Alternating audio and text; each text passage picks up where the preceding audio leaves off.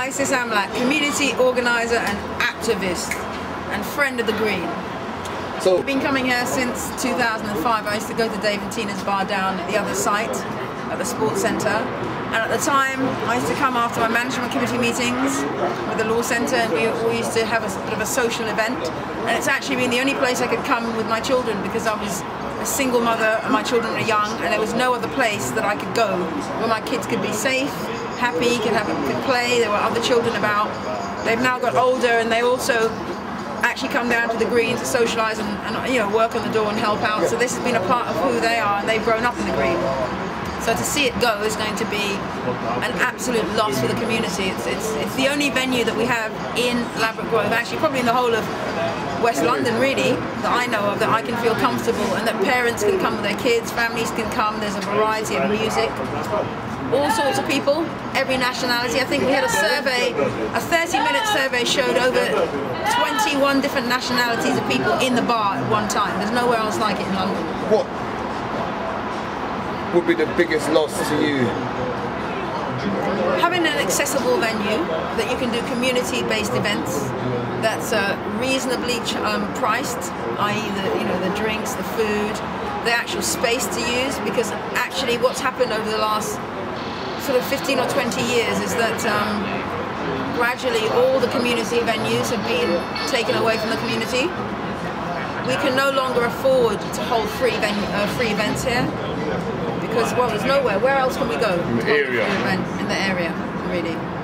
I've put on music events. In 2008, we set up a borough-wide project to celebrate and commemorate the community and the impact of the Notting Hill race riots, because in 1958 in this area there was a lot of unrest for the incoming Caribbean community, and it led to race riots. They started off in Nottingham because there were similar issues being experienced, and they ended up also happening in Ladbroke Grove. The following year, in 1959 in May, there was a young man at the time by the name of Kelso Cochrane. He was trained to be a solicitor, a barrister, and he was actually by trade a carpenter. He was walking along Goulburn Road on his way home, and he was attacked and murdered by racists. So in order to commemorate those events, to celebrate the impact on the community in terms of diversity, community cohesion, and good race relations, again, this place really personifies community cohesion and good race relations.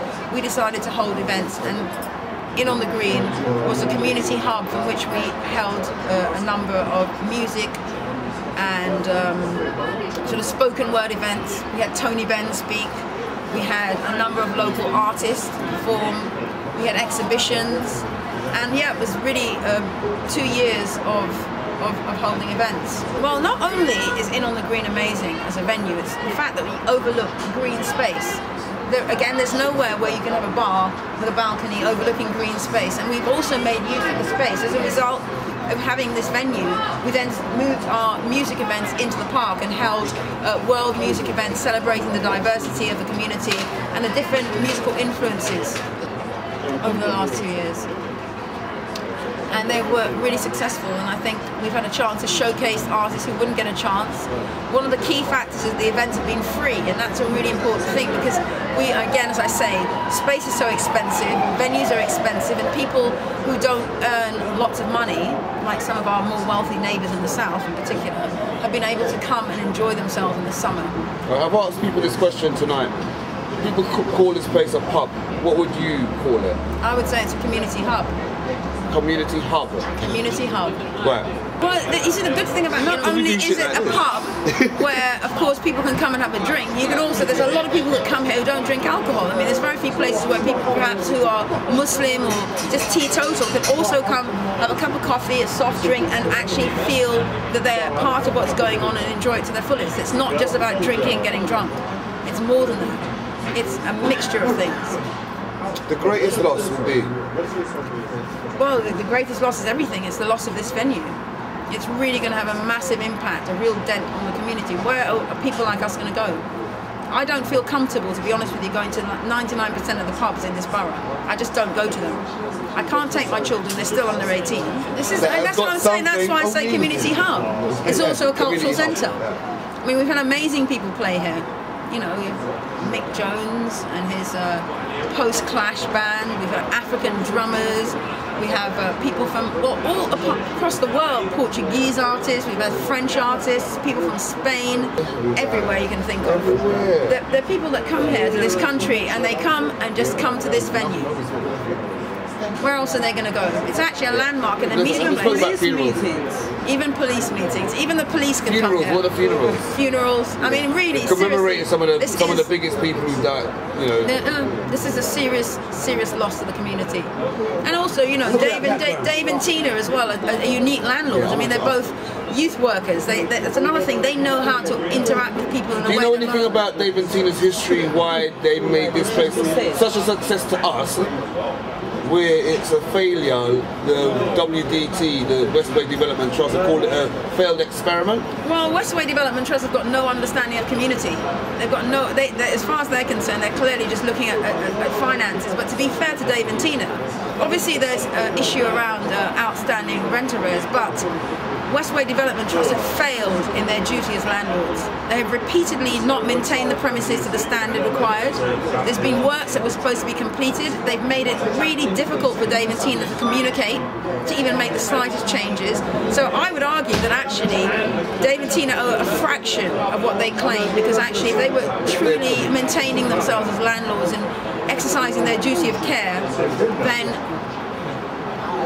there's no way that Dave and Tina could actually make the kind of income that they set in the first place. It was unrealistic, and they've almost set it up to fail.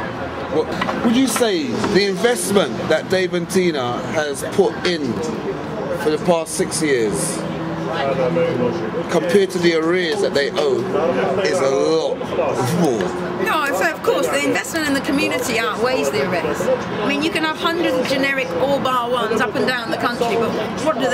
They're simply a pub. They're a place for people to go and get drunk and probably to leave and never come back to. There's no cohesion, there's no relationship building. Social engineering is a way of trying to keep people like us out of the area. And you know, to be honest with you, I look at it as political gerrymandering.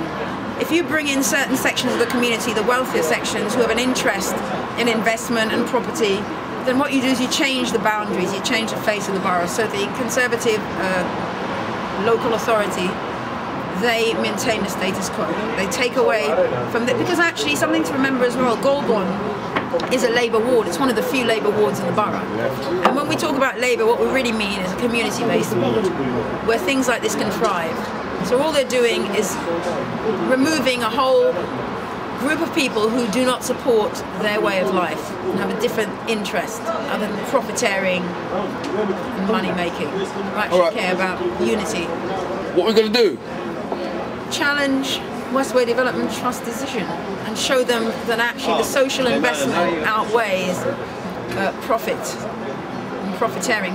Every venue doesn't need to make money. What other actions can we take to hold on to get some kind of stay of execution? Well, we can appeal their decision not to renew the lease, but we can also demonstrate to them that in the interest, or not in the interest, in the spirit of what they claim to be the latest policy, which is big society and localism. This is localism. Big society is about people in the community organising and taking charge and control.